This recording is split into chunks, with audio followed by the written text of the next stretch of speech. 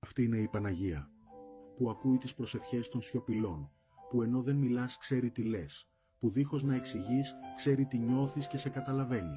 Σε αυτή τη μάνα της σιωπής προσευχήθηκα και σήμερα προσευχηθήκαμε όλοι, ακόμη και αυτοί που δεν πήγαν εκκλησία.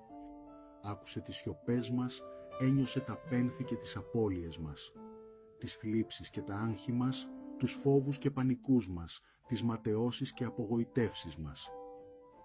Και να είστε για ένα σίγουροι, όσο οι άνθρωποι θα σας σταυρώνουν, ο Θεός θα σας ανασταίνει. Όσο οι άνθρωποι θα σας πληγώνουν, ο Χριστός θα σας συντροφεύει.